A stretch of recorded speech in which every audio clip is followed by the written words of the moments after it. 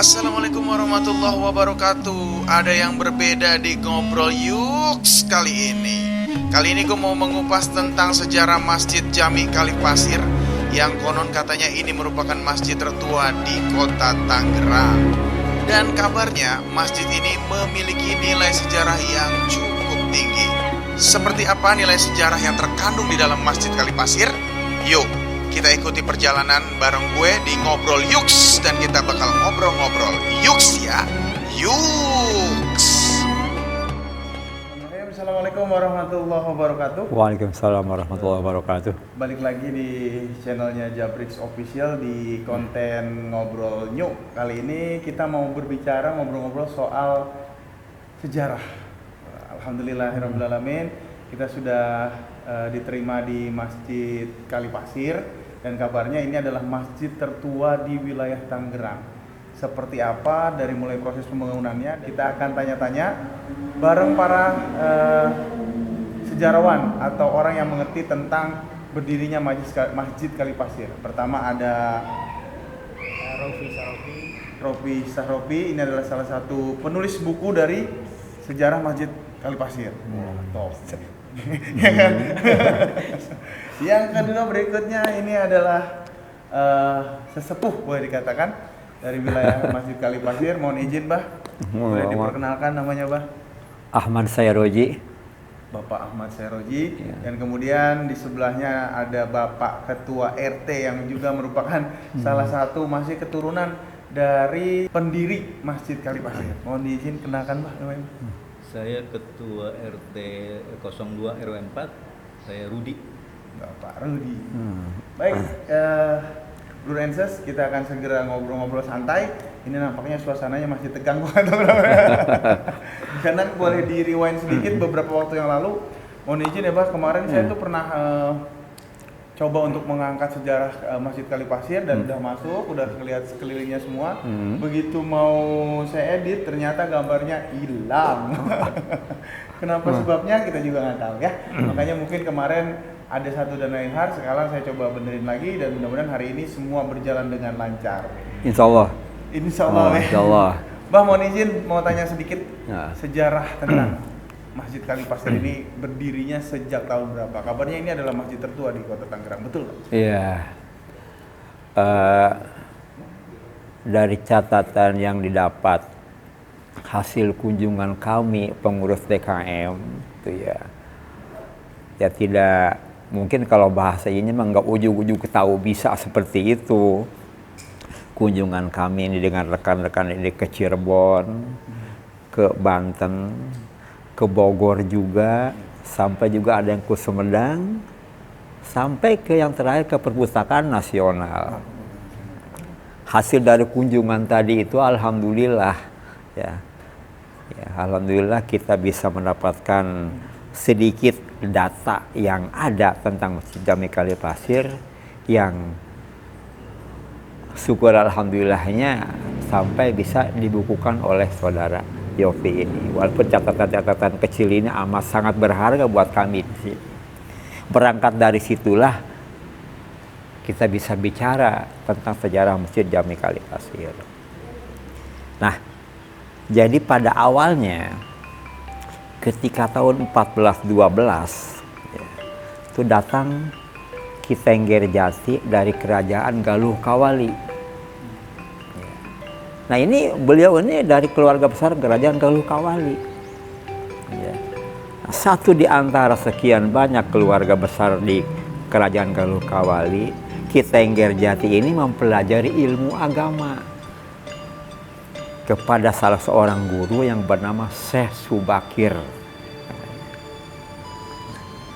Singkat cerita, ilmu agama didapatkan. Nah, kemudian si guru mengamanatkan kepada Ki Tengger Jati tersebut ya, untuk di mana ilmu nanti sudah didapatkan, siarkan Islam.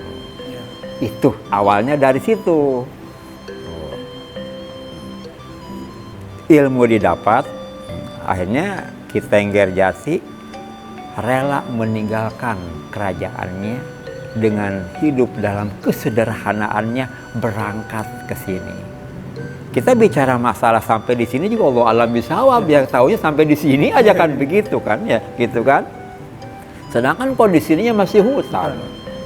Masih hutan 14-12 ya, 14-12. Dibuka ini hutan, dibabad, dibuat gubuk kecil.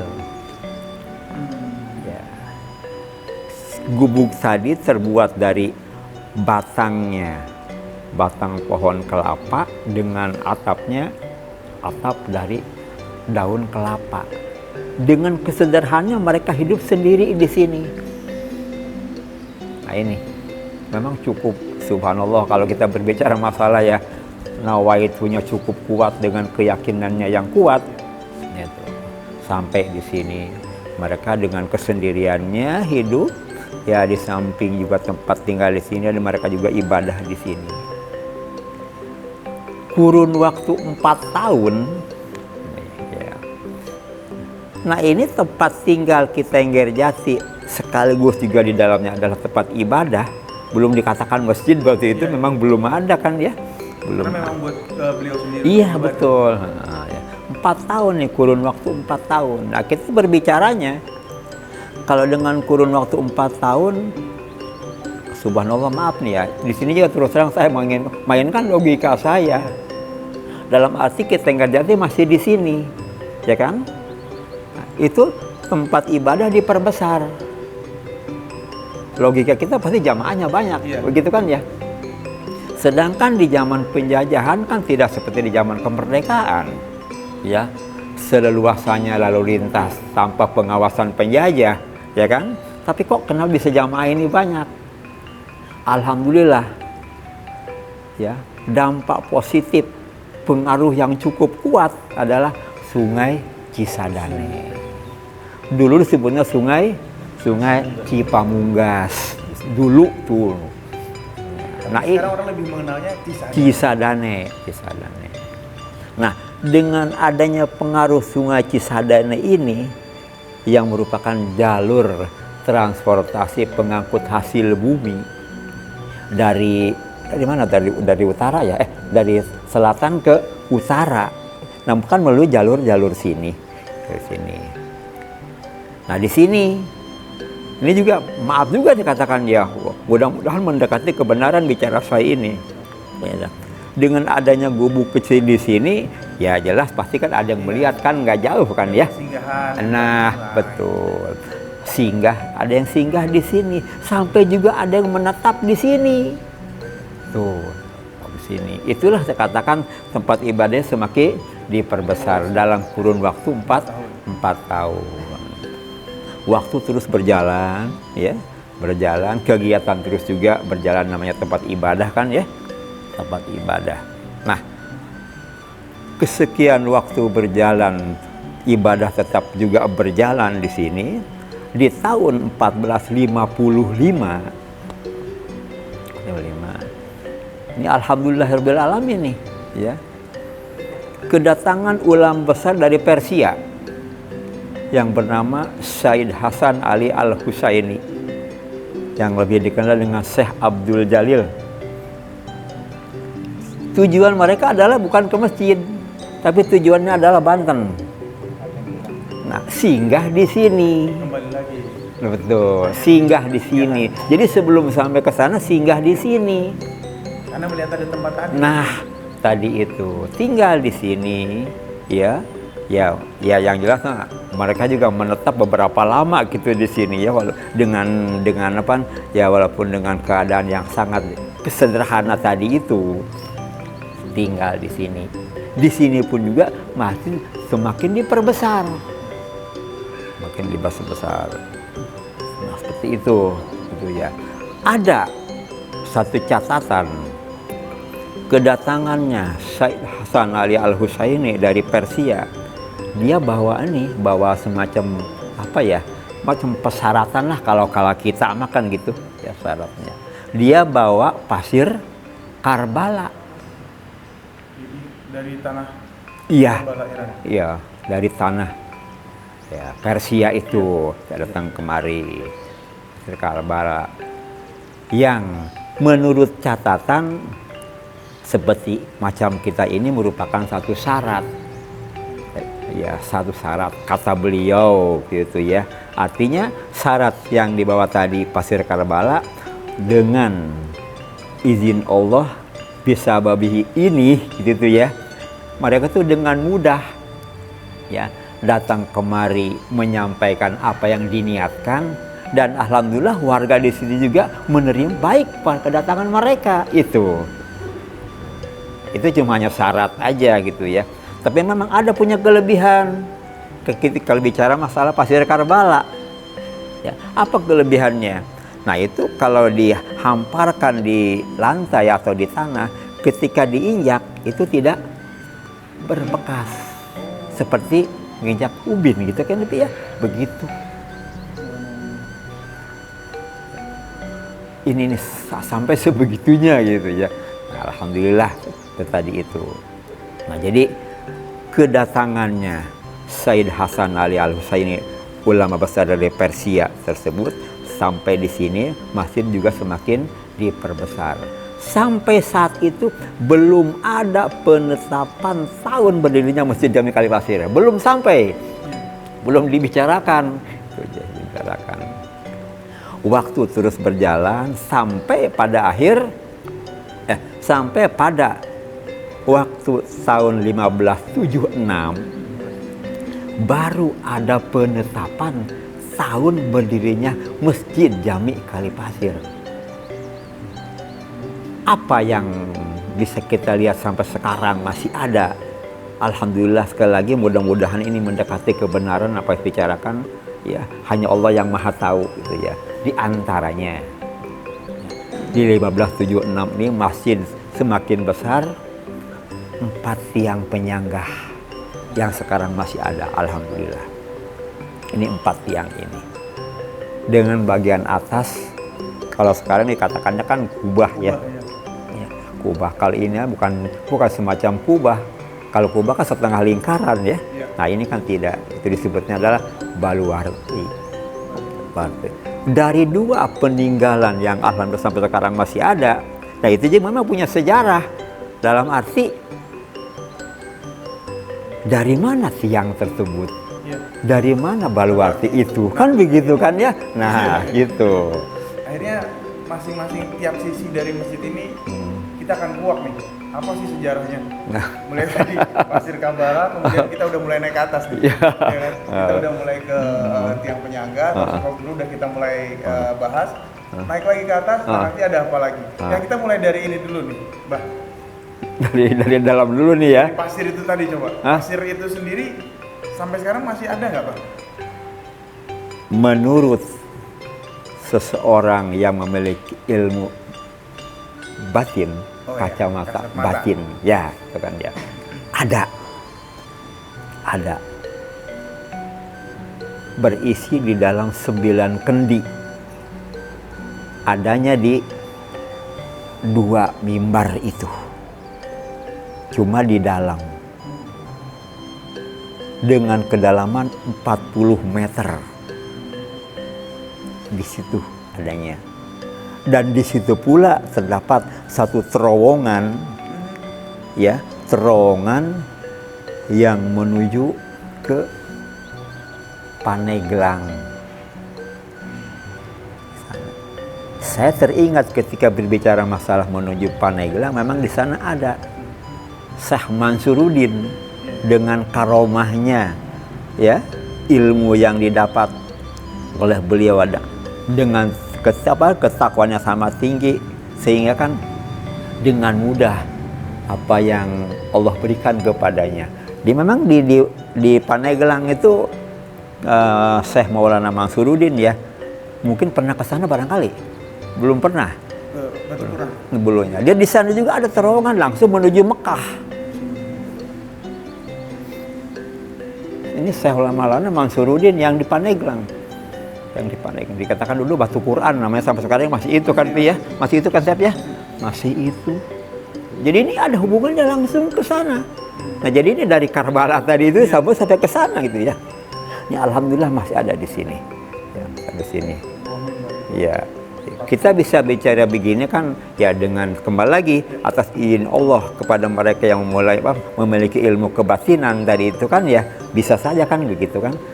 Seperti itu Pasir Karbala itu ada. Nah kemudian dari yang lainnya kita kembali lagi awal 1576 berdiri Masjid Kalipasir dengan 4 tiang penyangga. Satu di antaranya pemberian Sunan Kalijaga.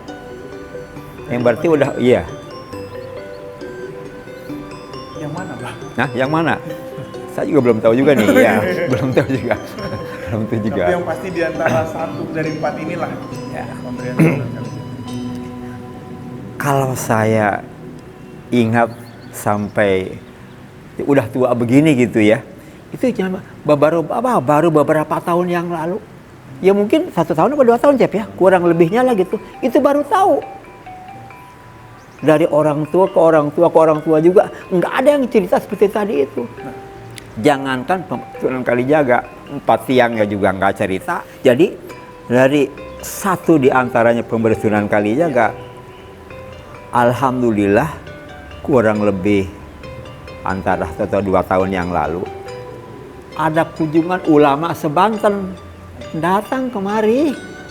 Ulama-ulama seBanten dari Serang, Banten, Pandeglang, Lebak kumpul di sini semua. Ya alhamdulillah, ya saya juga yang menjelaskan tuh ya didampingi sama teman-teman juga lah seperti tadi ini. Ketika bicara masalah 4 tiang penyangga, ada ulama dari Pandeglang yang berdiri. Dia ketok satu-satu. 3 suara sama, 1 yang berbeda. Beda. Saya juga betul baru kali itu tahu itu ya, sekian tahun itu. Yang mana? Ini.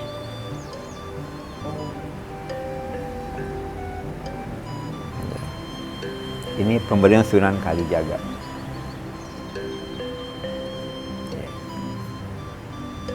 Nah ini untuk tiang, itu untuk tiangnya. Nah kemudian kita langsung ke baluartinya ya, baluartinya. Nah untuk baluarti ya itu juga sama pemberian juga, pemberian Sultan Ageng Tirtayasa Banten. Nah apa hubungannya ya antara Kalipasir dengan Banten sampai Sultan Ageng Tirtayasa memberikan balut tersebut juga. Memang ada. Ya, di sini ada istrinya. Istri Sultan Ageng Tirtayasa. Allah alam yang berapa istrinya kita nggak tahu dah ya ke situ mah ya. Nggak tahu. Yang bernama Ratu Uria Nagara. Beliau tinggal di sini tuh istri tidak tinggal diam. Karena di zaman revolusi penjajahan Belanda juga ikut berperang.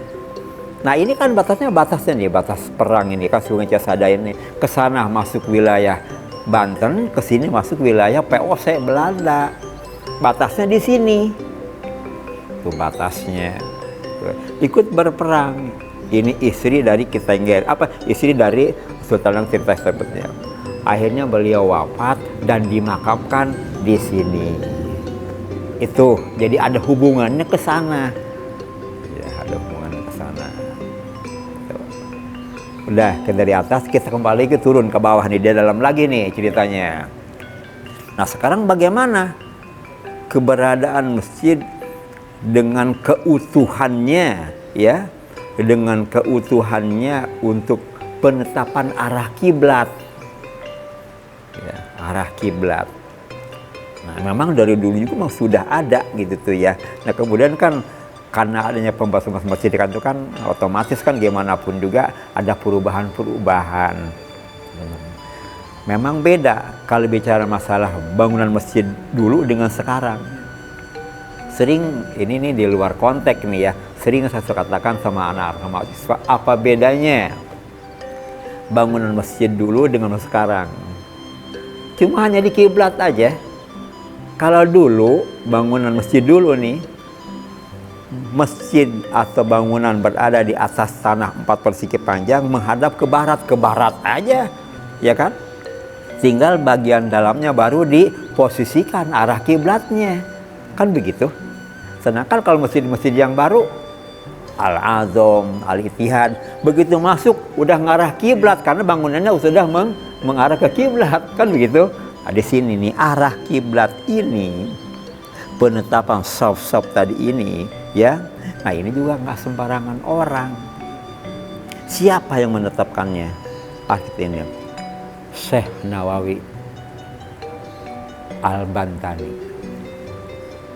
ulama besar itu ya kan, pengarang kitab yang sekarang alhamdulillah kitabnya dipakai di perguruan-perguruan tinggi di Saudi Arabia. Syekh Nawawi. Anak itu juga apa hubungannya juga ya sampai kok bisa kemari? Alhamdulillah, memang di sini ada keponakannya. Ada yang bernama, kalau orang sini mengatakan nyai guru, ya, namanya lah Hajah Murtafiah. Ini rumahnya ini yang depan sini. Ya. Hajah itu keponakannya Syekh Nawawi Tanahara Al-Bantani.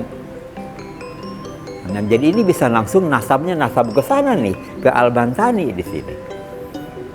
Mungkin lebih jauh nanti di sini memang ada nasab yang lain juga sebetulnya ya. Nah, di sini ke Al-Bantani. Ini beliau inilah yang menetapkan arah kiblat. Kiblat. Ya dengan cara ya tadi itu kan dengan keilmuannya ya. Ada satu di antaranya dari jamaah Pak Ketep ya yang dipegang tadi itu kan. Nah, itu. Di samping itu juga memang saya juga pernah buka-buka ya dari satu kitab atau dari satu buku penterjemah di mana tuh ya masjid-masjid yang tempatnya ini apa Hasan Al-Idrus ya mana tuh yang disebutnya kota Intan di Jakarta itu tempatnya orang-orang Arab tuh dulu itu kan ya keluar Batang ya luar Batang. Di luar Batang juga sama seperti itu. Ketika orang-orang Arab ya memang adanya di situ mendirikan masjid. Nah, untuk penetapan arah ini juga mereka kebingungan juga. Syekh Nawawi juga yang membantu. Dengan cara bagaimana? Satu di antaranya jamaah dari orang Arab di situ dipegang pundaknya. Kata beliau, lihat ke sana. Ternyata apa yang dilihat? Ka'bah. Segala kembali izin Allah nih ya, dengan karomahnya atas ilmu yang didapatkan dengan ketakwaannya tadi itu, penetapan kiblat seperti itu. Nah ini untuk bagian dalamnya tuh. Ya. Sebenarnya pengen ngomong banyak Pak, dan waktunya nggak cukup sedikit. Mengingat sebentar lagi kita memasuki pada asar. Iya. Jadi Bro and Sis, mudah-mudahan obrolan sedikit ini bisa bermanfaat buat kita semua. Dan alhamdulillah datang ternyata ini. Nanti kita akan sambung lagi di lain kesempatan mengenai Masjid Jami Kalipasir. Mudah-mudahan kita masih diberikan kesehatan Allah Subhanahu Wa Taala. Amin. Kita bisa bersilaturahmi lagi. Amin. Sampai di sini saya terima kasih banyak Pak. Sama-sama. Bukan mau mematahkan cerita sampai di sini, cuma waktu kita cukup sempit. Iya. Mudah-mudahan kita ketemu lagi. Saya sangat berterima kasih. Sama-sama. Kami juga makasih. Abah berdua saya terima kasih. Saya tidak bisa membalas apa-apa. Mudah-mudahan apa yang kita laksanakan ini menjabatkan berkah dari Allah Subhanahu Wa Taala. Amin. Pak, silakan untuk Ya. para generasi muda ada masukan. Untuk para generasi muda, sejarah jangan diabaikan, terlebih tempat ibadah. Dan yang lebih utama dan terutama untuk sekarang dan ke depan, bagaimana caranya untuk bisa memakmurkan masjid. Sehingga dengan demikian insya Allah ya, yang namanya keberkahan kepada kita pribadi dan keluarga, begitu juga dengan kampung yang ada masjid tersebut, menjadi satu bekal untuk kita, bukan cuma hanya untuk di dunia tapi juga untuk di akhirat. Itulah pesannya singkat saja. Sekali lagi terima kasih Bro Renses. Tetap terus saksikan Ngobrol Nyuk, mana lagi yang akan kita bahas. Jangan kemana-mana dan jangan lupa subscribe. Assalamualaikum warahmatullahi wabarakatuh. Waalaikumsalam warahmatullahi wabarakatuh. Ayo.